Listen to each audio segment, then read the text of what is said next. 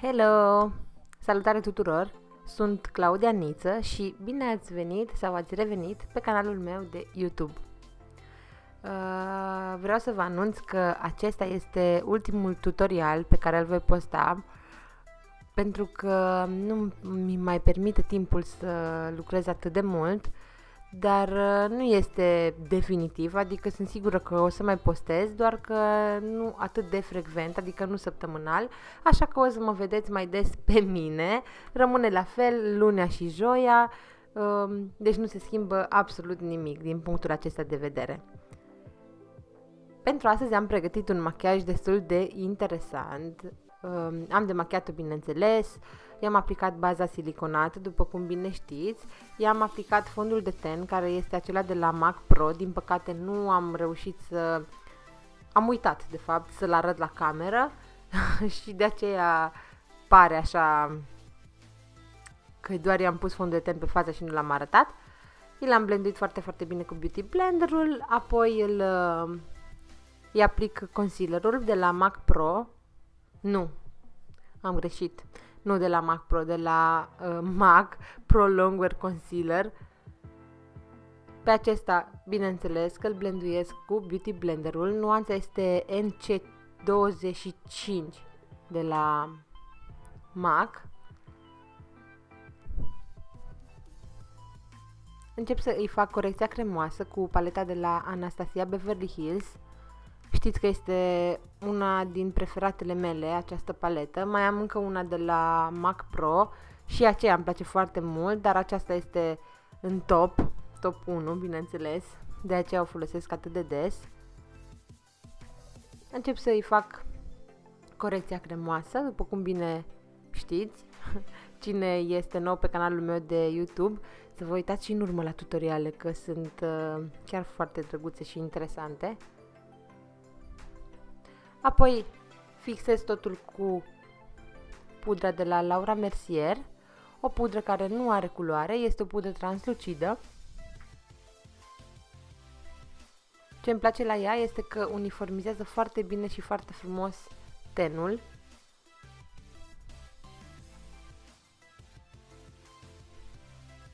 După ce am terminat cu fixarea, încep să îi conturez sprâncenele cu gelul de la Anastasia Beverly Hills. Pensula este tot de la Anastasia, are numărul 12 și ușor, ușor încerc să îi conturez sprâncenele. Nuanța este chocolate.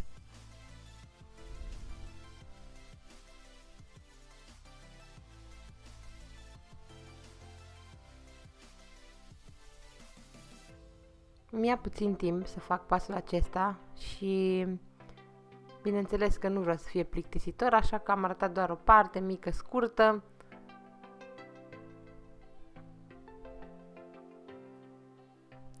Gata! Dar fi așa ușor și în viața reală.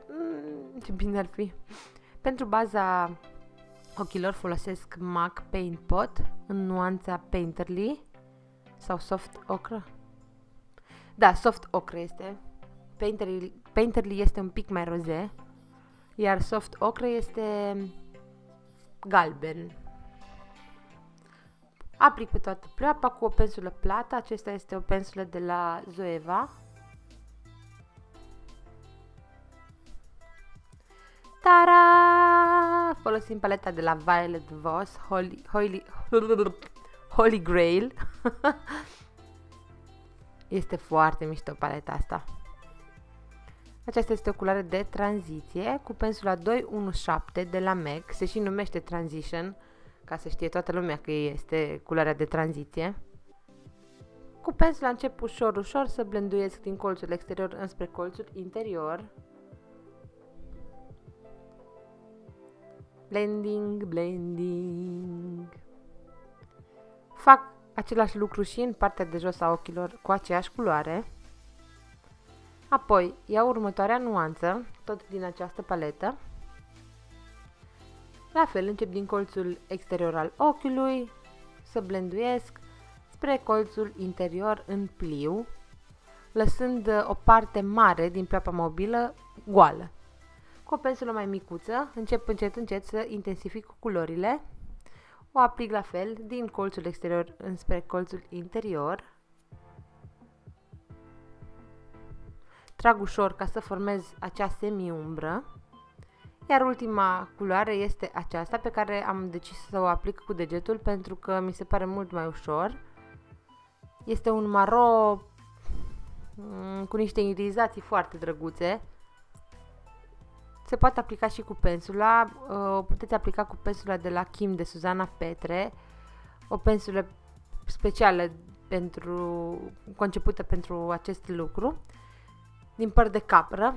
I-am aplicat și genele false, vedeți cât de tare s-a intensificat machiajul numai după ce am aplicat acele gene false, iar acum cu o nuanța cea mai închisă din paletă și cu negru, în paletă n-am avut negru din păcate, am luat din paleta Huda Beauty, i-am conturat partea de jos. Folosesc highlighterul de la Estée Lauder, acesta din păcate a fost ediție limitată, nu cred că îl mai găsiți, are irizații aurii. Bronzerul este de la Too Faced, îl aplic bineînțeles cu pensula mea preferată de la Kim, de Suzana Petre. Încep să o bronzez pe Bianca. Să nu apăsați niciodată, nici pe față și nici la ochi, pentru că atunci riscați să faceți petele cele mai mari. Pentru contur, bineînțeles că folosesc paleta de la Anastasia. Sunt unele lucruri de bază, nu mă pot lipsi de ele, oricât aș încerca într-un tutorial să folosesc alte produse care să zic că le-aș testa. Nu aș fi atât de mulțumită, le-am testat, nu mi-au plăcut, prefer să le folosesc pe acestea ca rezultatul final să îmi placă. Le-am aplicat și blush-ul. Iar buzele le conturez cu acest creion de la Cascade of Colors. După ce le-am conturat, le-am umplut cu aceeași nuanță, iar pe centrul buzelor am aplicat un ruj mai deschis la culoare de la Inglot. Este un ruj așa un pic mai cremos, nu este nici mat, nu este nici foarte lucios, este cremos.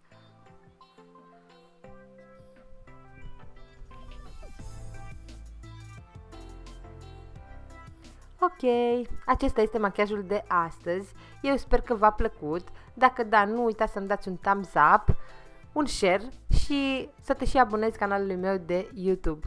Eu vă mulțumesc și ne revedem joi cu un nou video.